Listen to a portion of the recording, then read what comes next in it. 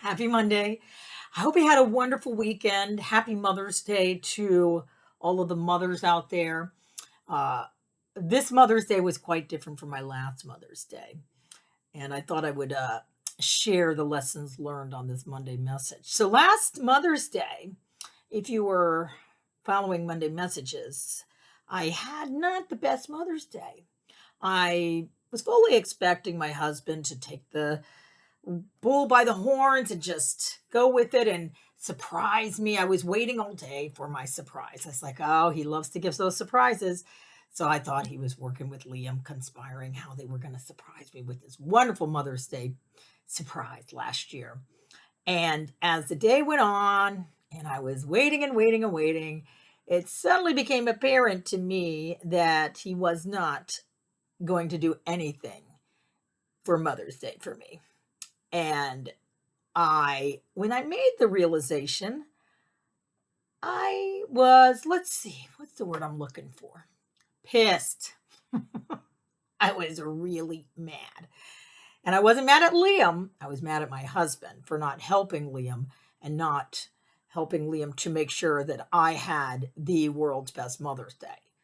And so I went off on my husband and really laid it on. Of course, while I'm laying it on my husband how much he failed on Mother's Day for me, there's my son sitting there listening to the whole thing, and he's like, oh gosh, what did I do?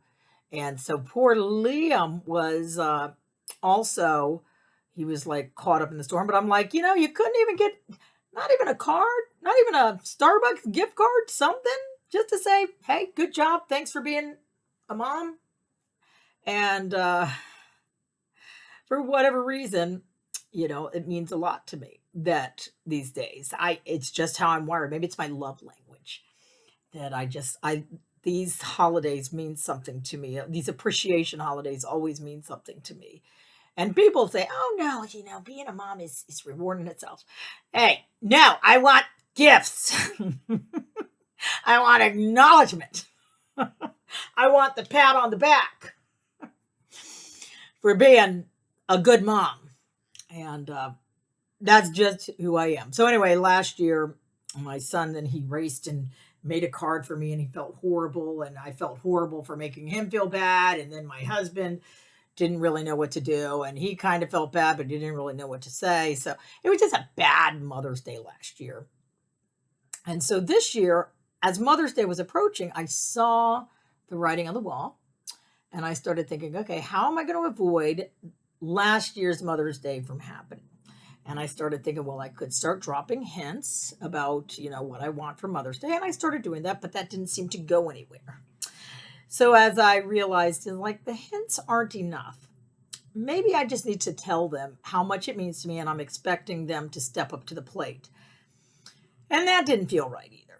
So I decided, really it's in your husband's working hard to make sure you can have the life you want to have.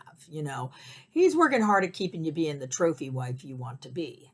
So if you want to stay in good graces and not be resentful like you were last year, you need to be responsible for your day and not expect your husband to, because you already know it's not going to happen. It's a resentment waiting to happen. So just accept that your husband's busy. He's got things going on, and he's probably not going to do anything for Mother's Day. So to avoid the drama like last year, just take the bull by the horns and go out and let him know, I'm going to go get my Mother's Day present. You can give it to me. And so I talked to my husband. I was like, yeah. I said, I'm going to take Liam to go shopping for my Mother's Day present, because I know you're busy, and I know that you would like to get me something, but you don't have the time. So I'm going to go ahead and get my Mother's Day present with Liam, if that's okay. And he's like, oh yeah, go for it. Go get yourself a present. I'm like, okay. And so I took Liam over to L'Occitan Province in the South Park Mall here. And we walked in together, and got my present, and I gave him my credit card so he could feel like he was paying for it when it's really coming off on our dime, but our dime is his dime. So, and I got exactly what I wanted. The lady and I said, and I'm going to pretend like I'm not seeing anything because I don't know. This is my Mother's Day present. I'm sure it'll be a big surprise. And Liam laughed and the lady laughed. And then he was having fun, just kind of hiding. It's like, oh, you don't know. You see nothing. You see nothing. And so the experience of actually buying my Mother's Day present with my son became really my Mother's Day gift. It was fun. And then like the Lego store was right across the way. So we ran over to the Lego store and looked at Legos together because he loves Legos.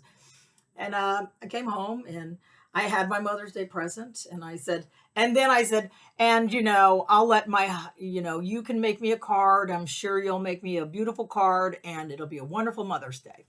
And sure enough, the Mother's Day, he was there the night before drawing this beautiful card. And then on Mother's Day, he presented it to me and it was a wonderful card. Oh, I loved it. I'll have it forever. And we went out. We had a wonderful time with my mom because my mom lives like 2 hours away. So we went out with her and I got to experience Mother's Day with my mom. And we all went to like the Biltmore, which is in Asheville, and had a nice lunch and topped it off when we got home because I went to La Provence. I said, one thing I know is this gal ain't cooking tonight. So I went out and I ordered takeout and I said, hey, I'm going to go get the takeout. So I'm sure you want to get things ready for the Mother's Day celebration. So I'll just leave you to it. And I will be surprised, I'm sure, when I get home. So I got home and there's, they're like, sit down here, get your drink. And it's like, oh, thank you. Oh, here's my present. Oh, what a surprise. It's bath oils and stuff that I like. Oh, thank you so much. And my husband's like, bath oils? And he's like off and running upstairs doing this wonderful bath for me. And he runs a beautiful bath lit with candle. It was gorgeous. And I was like, this is the Mother's Day I wanted. I just kind of had to steer it in the right direction and meet him halfway and let him know, don't expect people to be mind readers. I was taught early on. So don't get your expectations that everybody's going to know what you want and la, la, la. So anyway, I had a wonderful Mother's Day. And he even topped it off. Like he brought me in like a chamomile tea. He's like, just go relax and watch your TV. It's like, thank you. And so I guess my point of this whole thing is don't expect people to be mind readers. If you're thinking, oh, this person's going to do this for me and this, or this is my expectation for this, I want this to happen this way. And they should know. Anytime I think they should know, I'm in trouble. So I need to change that right away to, if they don't know, I either need to spell it out for them or I need to do it myself and make sure it gets done, and help them help me. So anyways, I hope you had a wonderful weekend, no matter what it was. But I guess the point of this Monday message is, resentful prevention 101. So don't place expectations on people. Just know that everybody's doing the best they can, and it doesn't mean that they don't love you. It doesn't mean anything. But if you want something a certain way, take responsibility for yourself and allow them to come along. So I hope you have a wonderful weekend. I will see you next weekend for another Monday message. If you're liking these, subscribe. Let's stay in touch. All right, I'll see you next week. Bye.